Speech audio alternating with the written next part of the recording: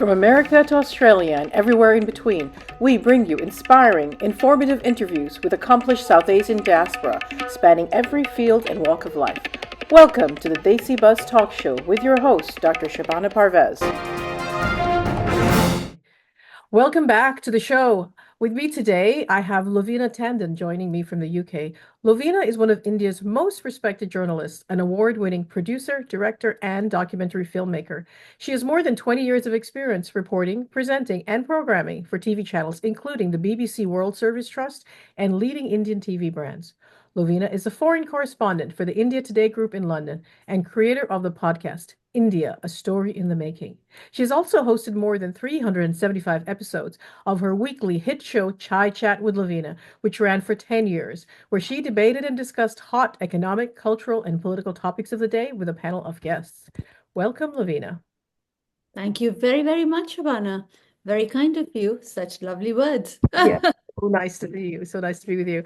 Loveena, can you tell us a little bit about your background and how you got started in journalism, filmmaking, and media? Yes, of course. Growing up, though, I was more attuned first to be a doctor like you. It was my father, my papa, as I called him, wanted me to be a doctor, but I don't think I would get through. And the very revelation was in my biology. I did take biology, and in that class, I couldn't pin the frog on the dissection table. So that was that dream, the end of that dream, really. And then it was foreign services. It was also not really my dream, but something installed by the society and parents, but the something I warmed up to the most. So I ended up being in JNU, but that was a little bit of a rebellion because my father wanted both his children. He was a professor, very into education and everything, but wanted his two children, both the sisters, to be together in one place. But I ended up applying to the JNU, and when he found out, he helped me all the way through. I did English literature from there and then MPhil. But I told him quite early on that when you retire, which would have been just after my post-graduation, I would not take any money from you. And I started hustling, and I found through youth programming in FM, sorry, actually radio at the time, I ended up getting a show on FM, AIR FM, and that used to give me 500 rupees a week, which was great. 4 shows a week, sometimes more, and that's how I funded the MPhil, and my journey into media started. So from there, it went on to be a little bit of acting, believe it or not, and scripting, and then ended up getting a job with Home TV as a researcher correspondent. Then from there, Z, and the BBC and the producer director, and then yeah, it went on to Aaj Tak, and then I moved to the UK with Charles Wallace fellowship to Cardiff University. And yes, it's a long journey. Yeah, Short. so one thing kind of led to the other, starting with radio and Yes, then continuing yes. and continuing. So what was the inspiration for pursuing this career in storytelling? You've really spanned all the different media, and what was the inspiration for the storytelling aspect of it? I think one job led to the other. I really enjoyed radio. It was very meditating. So it was a mix of what I enjoyed, and it never felt like work. So sometimes people tell me, you don't know when to stop. And actually, I don't, because I do enjoy what I do. So it was from the start, somehow it was, I think, destiny. It was natural progression as well, putting me in the places I could be. I think God has a hand to play in that. So and visual media. I mean, I'm quite attuned to visual storytelling. It really impacts me, and I ended up being in television all the way through in different formats in news, documentary, filmmaking. So it was just quite natural to be in that. I also did a bit of writing as I was growing up. I was in the debating club, so I think that streak was there, and it just attracted the universe. It attracted the universe of media because that universe was in me somewhere. Right, it was there for you. So, as in your role as a foreign correspondent for India Today, you've obviously covered a wide variety of topics. So, can you tell us some of the most memorable stories that you've reported on? So as a foreign correspondent, you get to cover a plethora of stories and all kinds from economics so to cinema to movie to sports and any and everything. But and everything has different aspects. Let's say from the thrill aspect, I think it was the Charlie Hebdo attack in Paris. And that was the first of its kind, not its kind, but it was the first that catapulted many others eventually, which I covered all of them, but the first one. And it was very interesting to see how actually Paris reacted as compared to Manchester. But the thrill part came when the police were doing their chase of the brothers, and I was in parallel following that trail. So it was very much like a surreal movie, and I was at the end when the brothers were in an industrial setting and there were shootings happening, and I was live on 10 a.m. news in 10 a.m. Sorry, 10 p.m. news in the night. So that was quite true because we were just middle of nowhere. I still remember Darmartin village. I remember my link from the Darmartin village when they were caught. So that's from the thrill perspective. But emotional stories also that have impacted somewhere inside, and it was hard, and you try to keep yourself away from the story, but you do feel it as well. That was one of them was Savita Halappanavar, a story in which the woman in Ireland died because she had sepsis and they didn't do abortion for her. I think that was quite difficult. I did interview their family and friends, first one to do that. So, and then another one was every time a child story. So I don't know if you've seen the film Mrs. Chatterjee or Mrs. Chatterjee, what is it called? And I was the first one to interview the Oh, husband of Mrs. Chatterjee in Norway. And every time there was a social services taking a child away, that is always a difficult story. And then there was more, thrilling, like Finn Mechanic, Augusta Westland in Milan chasing the mediator. So there were many such stories. mm. Yeah. Being based in London, because you were originally started your journalism career in India, now you're based in London. How has that influenced your perspective on the global news, especially now being in London, the global news related to India? Yes, London. eh, of everything in London, you get a bird's eye view because there are so many cultures and countries living and coexisting, and we are all interacting with each other at a very day-to-day level. So every story has different perspectives. So it can be seen in many different angles. So when you live in a country, you usually the what the country is subscribing to. But here you get so many different angles to the same story. So you'll have, for example, in India and Pakistan, Indian and Pakistani would be working together in a business setup or would be friends together. So you get to explore the same story with from different angles through people's eyes, I mean to say. And then there are many setups where not everyone would know nuanced India, what lies beneath the breaking stories or the headlines. So you become a kind of source of information where you are either correcting misconceptions or giving information out. So that kind of stuff. But it's structurally, if you ask me of how in covering the stories from London, it's also quite different because this is a more formalized setup. So there would be, you can't end up in a police station and say, can you give me a soundbite? It will be Right. right the Twitter, or there'll be statements or press conference, then everyone will be. So the way you cover the story is quite different in London as compared to many other places.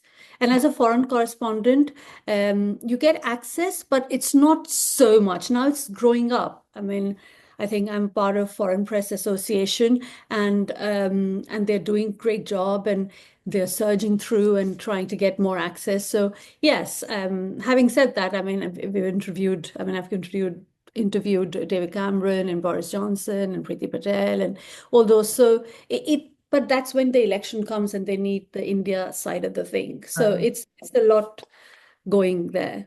Yeah. Yeah. So in your in your reporting also during, I know you talked about elections, what about war zones, high conflict areas? You know, what was that experience like? Any particular stories or challenging or life-changing moments from being in a war zone or conflict area? From the life-changing perspective, I think the Ukraine story, the Russian-Ukraine attack, and it was nighttime. I still remember 24th of February, I was woken up and said that you have to rush to the border and Romania first. And then I ended up there in about three or 4 hours, I still remember.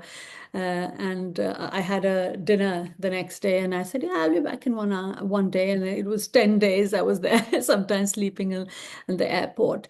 So while I interviewed the first batch of students who came through, but no one really knew how many students were there, 24, 20, 25,000 or something. But the real story came when I was at the border.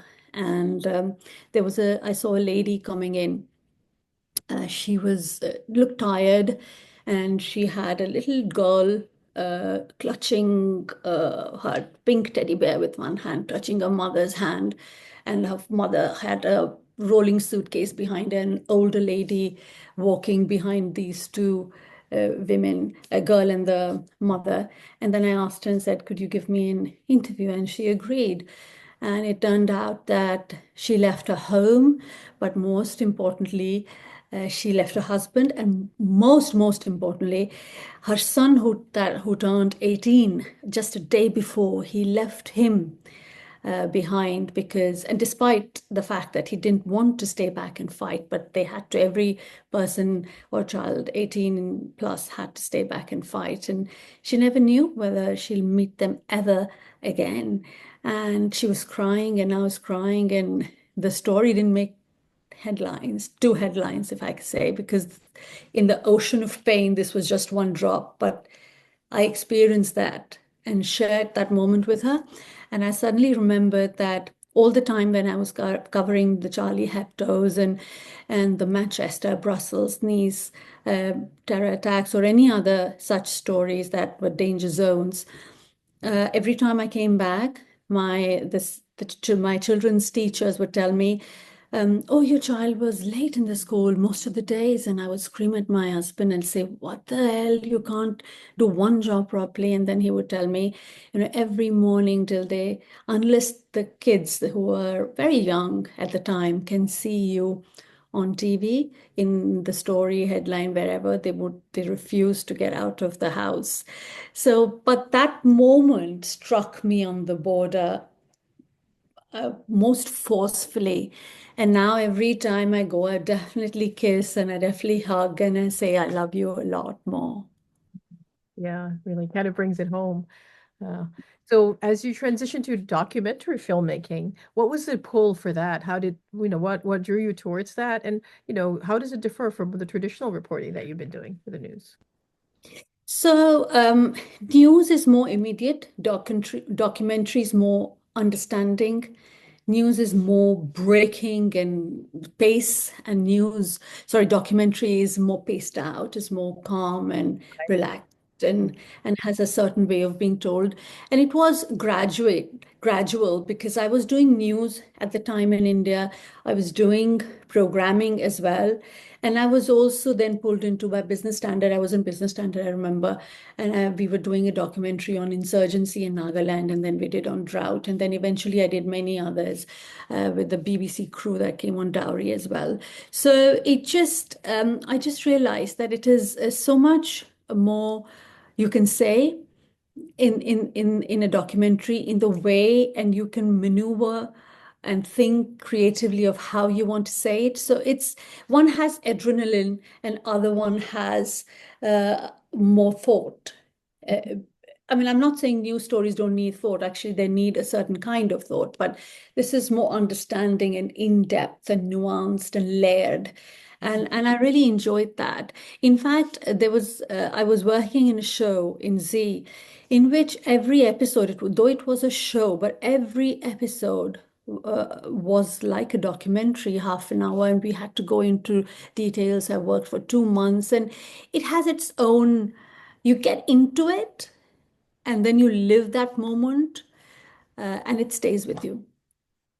Yeah, for example, if you had done a documentary version of the story, at the border in Ukraine, then you could have highlighted that story, other individual stories. You have more, I guess, creative input and direction about what you want to highlight, and as opposed to just what's the adrenaline rush breaking news component. Yes, and it is great actually when you do a new story and you're so focused. It's a tunnel sharp, Mhm. just in the present now moment, and then have done your life and you feel done, and you remember every detail. I don't even write a lot of the things and a lot of the time, because later on you don't have a camera person as well. You're rushing around and you're carrying your phone and your camera and you're doing it yourself. So that kind of buzz happening inside. In documentary, you can sit, think, relax, and also live that. So I remember doing something on child prostitution, so in Delhi, and I spent about 2 months. I went to the place, I spoke to these women, and the moments I spent there, what they asked me, that stayed with me. So the emotion gets into the documentary of the person as well. So those moments, what I did, I think have stayed with me far more than several news stories that I have done. Hmm. What about your podcast then? You do explore in your podcast India story in the making. You explore cultural, political narratives that are pretty deep. Or any particular impactful story from that you have covered?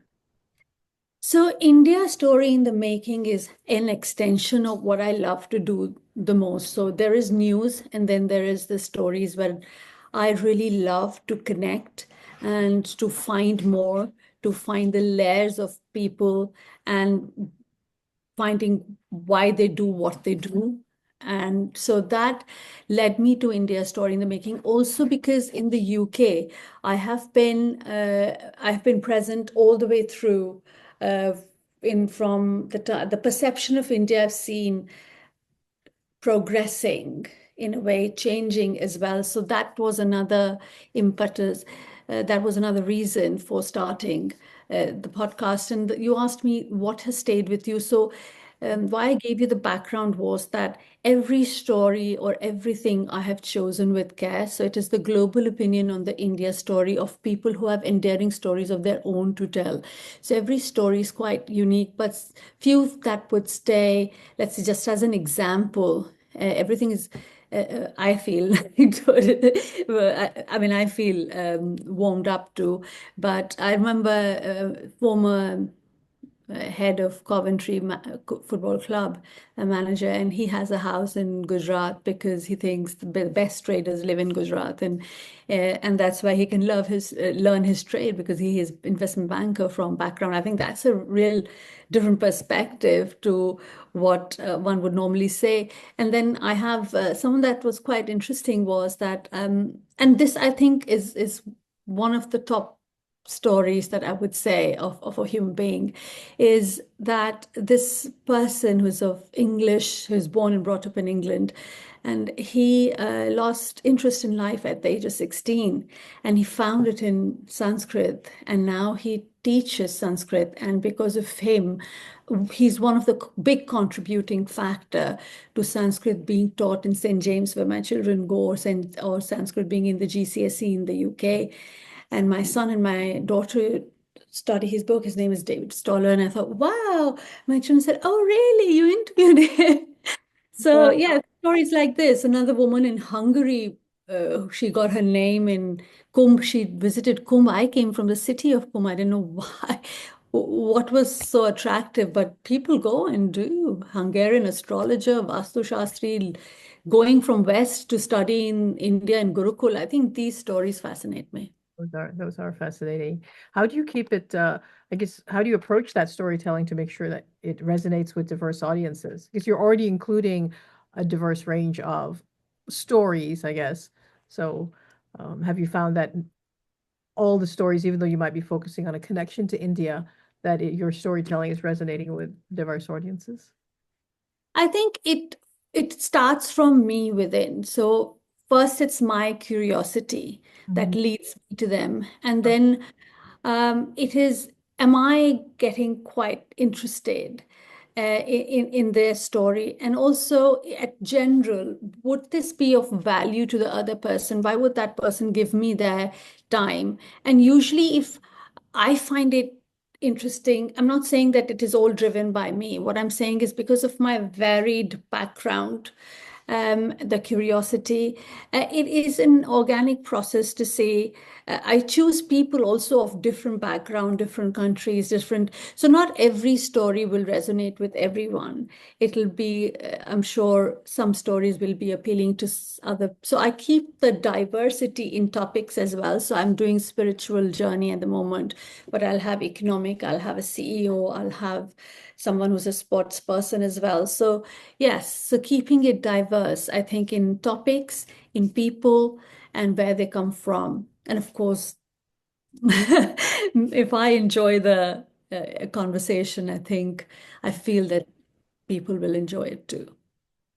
And so as you have now transitioned into you're still doing the corresponding, but right now you're also doing Mega Rush Limited as a CEO of that. What kind of gap in the media industry are you trying to fill with that? Is there a particular, gap, or what's like your motivation behind starting that?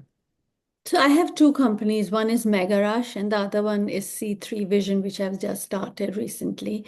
Mega Rush is actually at a personal level. It is a name of both my children, and it also has a personal story behind it, which is that when I came to this country as an immigrant, you take time to adapt. And I have to say, it was hard in certain ways. Like you have to do everything yourself. And I had two very little children, and I had never not worked in my life. But there was a period when intermittently, so I was teaching in Cardiff University. I was doing small projects. I was still working with Ashtak in India Today on stories. But at the same time, I had periods which was not like an employment, if you like. So I and I was trying to understand. I didn't know how to work a washing machine or do a whole. I never had to do that, and I found it a bit hard at one point. And there was, I remember a time when I felt, oh my God, I really wish empowerment is great, but on Women's Day, if someone would come and safely look after my children and I could just chill and have fun with my friends for a moment. I felt that. And that's where the first journey started of doing, turning memories into moments, of doing events that were connecting women. And now we are also making films for organizations and purpose-driven organizations, but also other organizations, but in a more documentary, in a more personal, journalistic point of view. So with that kind of involvement, the C3 vision is about connecting cultures through communication. It's bringing the community together, starting conversations, so creating podcasts and video podcasts for people.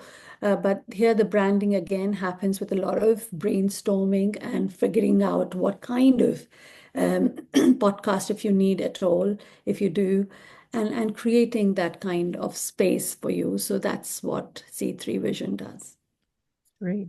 So obviously, in how do you think it is for brands and individuals with the world being so digital? How important is it for a strong media presence for a brand or an individual to brand themselves today?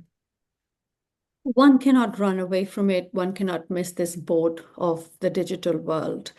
Uh, for me in life, you'll see there's one word that continuously pops up and resonates is connections. And I feel life is a lot about connections, the connection that we have with ourselves, the connection that we have with our friends, families, and therefore our company has with their audience.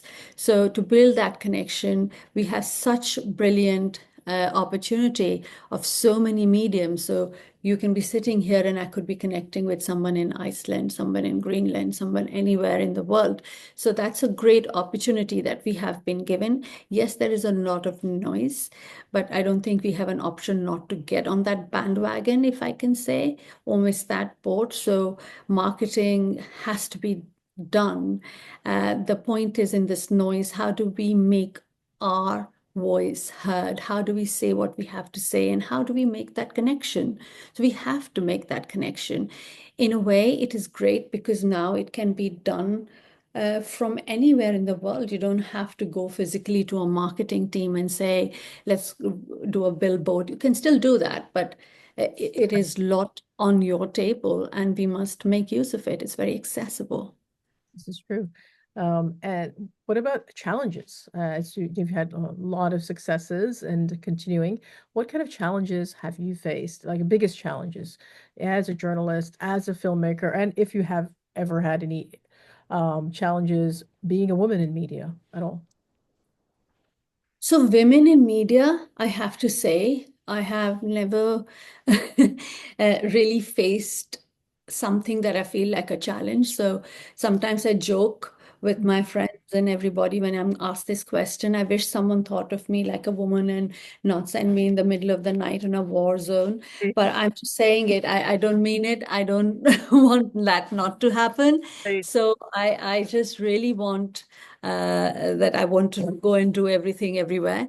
But so, and also, I think the reason for that is that I don't take things as a challenge. So, if someone is coming to me like saying you're from a women perspective, I don't think I clock it Mm. very much. But I have to say that when I became a mother, um, work-life balance has been a challenge, especially living here when there is so much less support and the support comes at a very high cost. So the second bit was because news happened anytime, anywhere, and I had to kind of rush myself and I'm become a commitment phobic person, so I cannot commit to anything or anyone. So these are the kind of challenges I feel that I've had to face and I feel women have to face when they become mothers. Yeah, so there's the balancing that the home life with the Mm.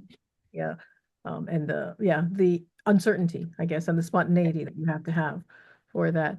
Um, what about as you are covering, have you covered sensitive topics or issues that, that may have a bias or misinformation? What is your opinion on, because there is a lot of misinformation and noise out there.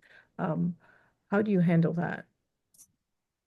So as far as misinformation goes, I would treat it as, and there is so much happening, especially because of the not only the university or WhatsApp, but there is so much now available, and from every person has become a journalist.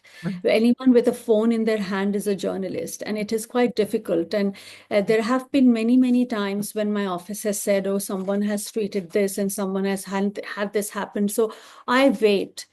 So I wait and confirm from two authentic sources at least, especially from horse's mouth if I can. So I just cross check. So Mhm. sometimes I have lost out, and sometimes I just have gained in this whole process, and the news has come out to be not true. So checking, authenticating from two sources.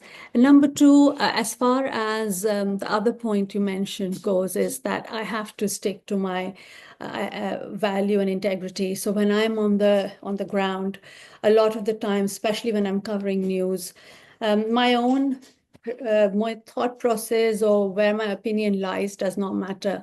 It is always, as much as possible, sticking to the facts. I always say that uh, nothing really is objective in the world. You're always coming from a certain point of view, but as much as one can, I stick to that value system and being true to my integrity, being true to myself. And I think, touch wood, I have managed that. So has it always been hard? Has it been difficult to be objective sometimes? Or you always just have to kind of shut part of your brain off and just focus on just saying the facts as you see them happening? So no, I have said what I have to say, and if someone doesn't want to take that, that's up to them. So I do my job with integrity and objectivity and true to my values. I don't. The rest is up to them, How would up you to the treat panel or yourself? anyone else who covers. Yeah. But what about so as what advice would you give to young journalists that and filmmakers who want to make an impact in, in the industry? What Oh, I think this is also it also goes for everybody in life, Mhm. which is and it takes a lot. It is quite simple, but takes a lot, I feel, is to value you.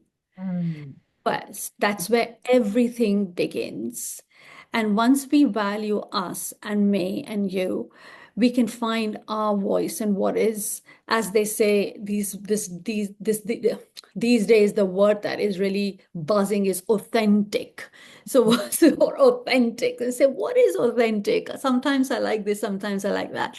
And that's your authentic. So you might like someone, you might be inspired by someone's style of reporting or writing, but then we can be inspired, but we have to find our own voice, and that comes from constantly being informed, improving your craft, seeing what's around, but at the same time valuing you.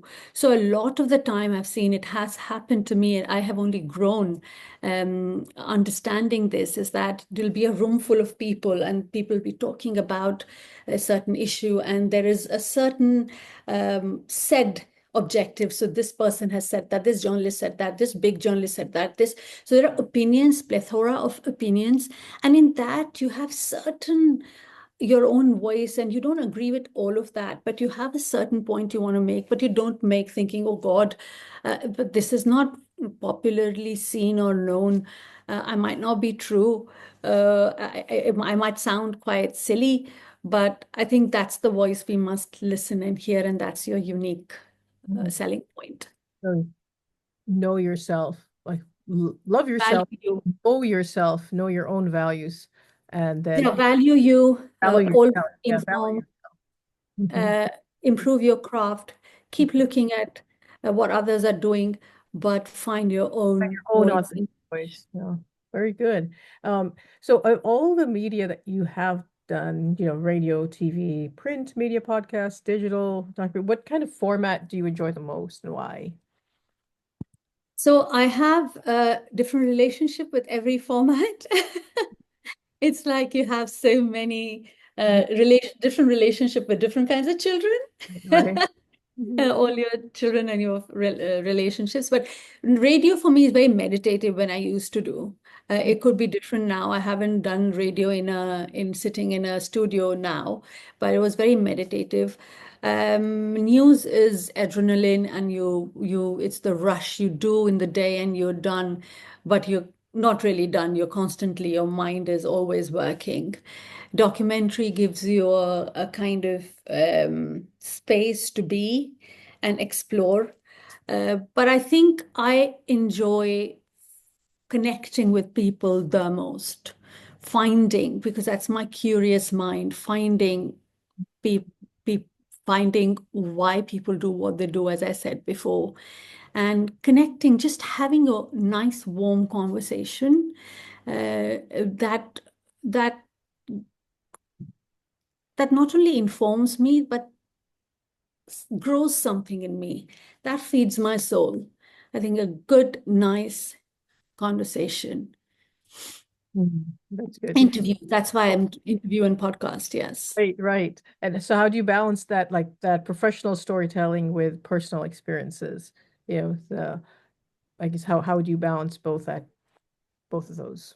So I think it depends on the format. So if you're doing news, you are completely cued to Exactly. uh, the news and what's happening and the objectivity part of it.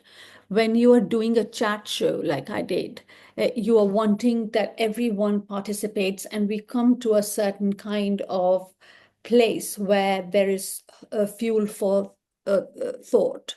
So there are different perspectives, but all the perspectives are on the table and people can make their own opinion. Yeah. When you are doing a documentary, you're leading with a certain hypothesis that might come true or not, but you are taking a person on a journey, and you can that's where your own, depending on the format you're doing in your own personal story or opinion or perspective comes into light. While in podcast, it's a lot of your personality. And these days in digital media, I would say, as they say, the more authentic or the more natural a person is, you connect the most. So it depends on the medium and what you're reporting on. And you have In experience with, news, I'm completely impersonal. yes, It's that's automatic. the It's way, the like best way to be shut it off. successful in that, right? So what is on the horizon for Loveena? What is on the horizon? Projects, new initiatives, films, anything, a new documentary coming out, anything you want to share? So yes, there is a documentary and there is a certain new series of podcast, and it's all geared towards bringing people together. I think I am at a place where I want to um, my play out to my essence and what I really love to do. And what I really love to do is find but connect as well. And I feel we come from very diverse backgrounds, but we are more common, we are more similar than dissimilar. More And that's where the theme of my next podcast. So when it comes, I tell you. But the other, there are, I think I was I don't know, you grew up in India, you would know Arjun ki Aankh. So you have to be focused and tunnel visioned, and you have to look at that eye of the fish and aim. I think I've never been like that, and I am so glad. So it's been media, but I'm so glad that these days you can do many, many things, and it's okay to be, as they say, jack of all, master of none kind of a Right. situation. So I want these podcast and documentary at the same time. I don't want to do a feature film. I probably want to do a book. So it's all somewhere there in the hardware. And Yeah, somewhere in the future, maybe a feature film. That would be very cool. Right, so we're going to do a quick rapid fire round and a few closing questions. One book that changed your perspective? Ayn Rand. Hmm. At the time, I just I was growing up and I used to read a lot at that time. I do read now, but now I read sometimes I'm reading two books at a time, where I have informative book and then I have a book that is more spiritual. So I'm trying to find out stuff. But Ayn Rand at that time really make me think that talent is just not enough. Sometimes life doesn't work out, but stick to your right is important. Yeah. If you could interview any historical figure, who would it be and why? I think it'll be Mahatma Gandhi. I'm quite fascinated by that person. And now he's so misunderstood a lot of the time. So I do want to ask how he worked on himself. I mean, from where he was as a person to what he became. I think that's a incredible journey. And also the midnight, the partition. I do want to know the real story. Yeah. Yeah, if you had could be a fly on the wall at that time, right? What is your go-to stress buster? Movies. Hmm. I love and rom-com at that. I love movies, and after a good day of work, I'm very happy when the day has gone well. I think after a long time, I've discovered that what makes me happy is having a great conversation, sitting with my children or my family and having a laugh on nothing, absolutely, and a good day's work when I've achieved something and I come back and say, I think I deserve a movie, but this movie is always a rom-com that makes me smile. So Yeah. the very intellectual movies or something I have to really put my mind into, that those are Brain's another. working all day long, so you don't want to really think about it. So Laughter is never take a movie advice from me. It's always going to be right. probably some kind of Depending on trash. the purpose of the movie, right? So yeah, laughter is good medicine, and sitting and just relaxing with the family is very good medicine as well for your neurotransmitters and your hormones. So that's good. How else do you take care of your health? Like to maintain your sanity, your composure. Neat secrets there It, or it's been a process, Shabana. It's not been very easy, and I have not been consistent. yeah. I've always struggled with my weight. I will be very honest. Mhm. I've struggled with my self-worth connected to my weight and how I look. And now I have but realized the importance of me being fit because I'm the backbone of my children's life and I want to be for me as well. So what I do is I try and see, I'm at a point when I do feel that you have to feed your body, mind, and soul. So I try and exercise for my body. And if I don't, I feel my mind doesn't Not as sharp. be Yeah, very physical happy, activity is actually actually very happy. tied to mental function. So Yeah, I really do feel endorphins kicking in when I have done a good exercise. Sometimes it's just kick, because I'm not a very natural exercise person, but I do. And I try and read something which makes me feel that I'm growing or I've learned something. I've realized that that part of me that I've learned something, it's quite important to keep my mind. And I now try and meditate if I can get up in the morning in different ways. yeah, with all the media that we're surrounded with, it's very important as well, like you're saying, to try to read just traditional book on, on paper, to get away from always just getting everything from digital sources, electronic sources. So that's a good habit. Oh, yes, yes. Nothing for me can replace, sorry, nothing for me can replace a book. And I listen to podcasts a lot, a lot. A lot of my news and radio news happens through listening part of it because it's very difficult to sit and watch, Yes. I have to say. But book in the morning is feeds my mind and soul. Very good. What about so now you all your success, what would you say is the secret to your success? What is your secret sauce, the secret to your success? I think whatever success you call,